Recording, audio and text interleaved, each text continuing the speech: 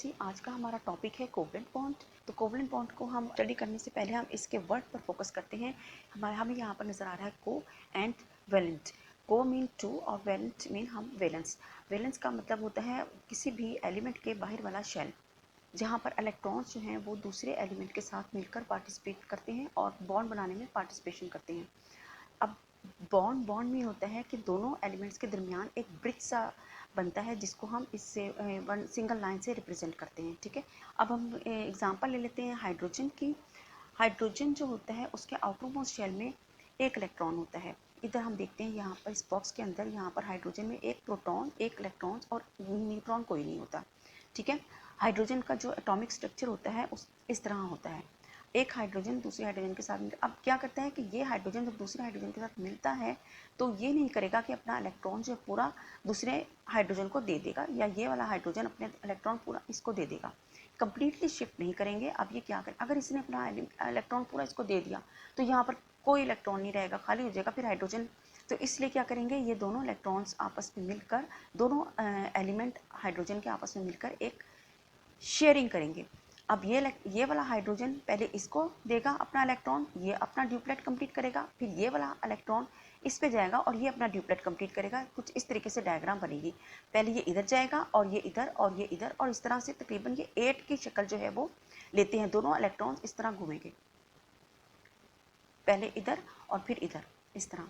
ठीक है, तो ये हाइड्रोजन में क्या बनेगा, बॉन्ड फॉर्मेशन बनेगी। अगर इधर हम देखें एक डॉट और एक क्रॉस से हम इस डायग्राम में शो करते हैं, तो ये डॉट जो है ये रेड कलर का, ये इस वाले हाइड्रोजन का है, और ये क्रॉस जो है ये इस वाले हाइड्रोजन का है। ये सिर्फ इसलिए रिप्रेजेंट किए हुए हैं, दोनों को थोड़ा सा डिस्टिंग्विश रहे बिटवीन बोथ एलिमेंट्स। ठीक है, तो अब ये इलेक्ट्रॉन्स और ये वाला इलेक्ट्रॉन्स, दोनों इलेक्ट्रॉन्स कभी इस वाले में जाएंगे और ये वाला इलेक्ट्रॉन्स कभी इस वाले में जाएंगे। तो दोनों इस तरह अपना एक म्यूचुअल शेयरिंग करते हुए अपने अपने जो ड्यूप्लेट हैं उनको कंप्लीट करेंगे। इस तरह हम इसको स्ट्रक्चरली जो है वो रिप्रेजेंट करते हैं, और इस तरह हम दोनों को हाइड्रोजन और हाइड्रोजन बीच में सिंगल बॉन्ड लगाकर, सिंगल लाइन लगाकर भी शो कर सकते हैं, और H2 इस तरह भी लिखा जा सकता है। ठीक है, ये तो हो गया एक एग्जांपल।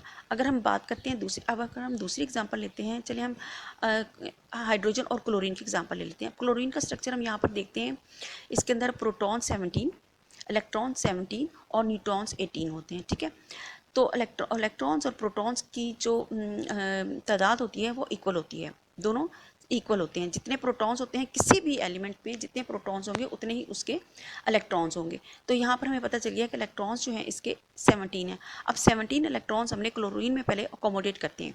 फर्स्ट शेल में आपको पता है कि 2 इलेक्ट्रॉन्स आएंगे, नेक्स्ट सेकंड शेल में 8 इलेक्ट्रॉन्स होंगे। क्योंकि इसके 17 है ना, तो हमने पूरे 17 इलेक्ट्रॉन्स जो हैं वो इसमें अकोमोडेट करने हैं। फर्स्ट शेल में 2 इलेक्ट्रॉन्स मैक्सिमम आ सकते हैं, और नेक्स्ट शेल में इसके 8 इलेक्ट्रॉन्स मैक्सिमम आ सकते हैं, 8 से ज़्यादा नहीं आ सकते। अब हमने सेकंड शेल में 8 इलेक्ट्रॉन्स डाल दिए। अब हम 8 इलेक्ट्रॉन से अब हम मज़ीद इलेक्ट्रॉन डालने के लिए हम नेक्स्ट शेल बनाते हैं। ठीक है, अब बाकी कितने बचे, 7 इलेक्ट्रॉन्स। अब बाकी 7 इलेक्ट्रॉन्स हम इस शेल में लास्ट वाले में डालते हैं। ठीक है, अब इसके पास 7 इलेक्ट्रॉन्स हैं, 1 इलेक्ट्रॉन्स की इसके पास कमी है, तो हाइड्रोजन इसके पास आता है, और हाइड्रोजन अपना, क्योंकि हाइड्रोजन के बाहर वाले शेल में सिर्फ 1 इलेक्ट्रॉन्स है, इसका हम बॉक्स यहाँ से देखते हैं। हाइड्रोजन प्रोटॉन्स 1 और इलेक्ट्रॉन्स 1 इलेक्ट्रॉन है। ठीक है, तो अब ये क्या करेगा, हाइड्रोजन के पास क्योंकि 1 ही इलेक्ट्रॉन है, तो ये अपना 1 इलेक्ट्रॉन कंप्लीट क्लोरीन को नहीं देगा। अगर इसने क्लोरीन को पूरा कंप्लीटली इलेक्ट्रॉन दे दिया तो फिर ये खुद इसका ड्यूप्लेट कंप्लीट नहीं होगा। जब ये इलेक्ट्रॉन अपना क्लोरीन को देता है तो इलेक्ट्रॉन इसके पास देखिए कितने रह जाते हैं, 2 2 4 2 6 एंड 2 8। पूरे इसके 8 कंप्लीट हो गए, ये स्टेबल हो गया। फिर हाइड्रोजन भी अपना ड्यूप्लेट कंप्लीट करेगा। ये ड्यूप्लेट क्यों है, क्योंकि ये इसके पास सिर्फ 2 इलेक्ट्रॉन्स हो रहे हैं, तो 2 इलेक्ट्रॉन्स जहाँ पर कंप्लीट होते हैं तो उसको ड्यूप्लेट कहते हैं। ड्यूप्लेट रूल्स और ऑक्टेट रूल्स मैंने आपको पिछली वीडियोस में समझाया था।